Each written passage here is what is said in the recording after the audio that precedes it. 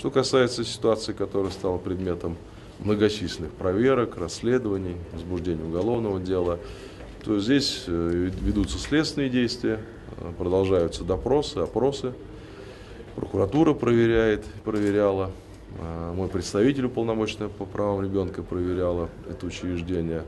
И на сегодняшний день не все факты подтвердились, поэтому говорить сегодня о том, что здесь совершаются преступления против детей, вместо того, чтобы ими заниматься, я бы не стал, и не надо этого делать.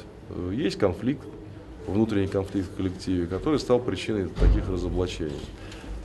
Другой вопрос, что, например, та же история с фиксацией или так называемым связыванием, я с ней не могу согласиться по многим причинам, хотя это предусмотрено сегодня действующим законом, но мы стараемся этот закон пересмотреть, потому что условия для наложения вот этих фиксирующих, сдерживающих различных повязок, они четко оговорены в законе, прописаны, но я считаю, и это моя позиция принципиальная, я нахожусь в диалоге с Министерством здравоохранения по этому вопросу, что ребенку младшего возраста, малолетнему ребенку вообще противопоказано любое связывание.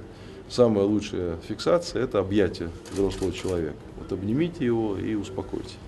Потом здесь есть все возможности для, извините, медикаментозного успокоения в случае какой-то повышенной гиперактивности, когда это можно сделать.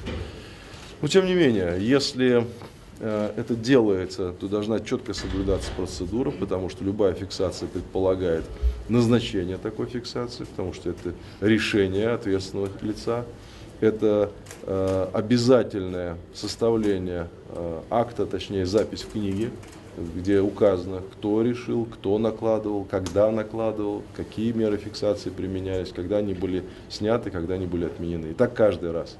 Каждый раз это должно сопровождаться записью.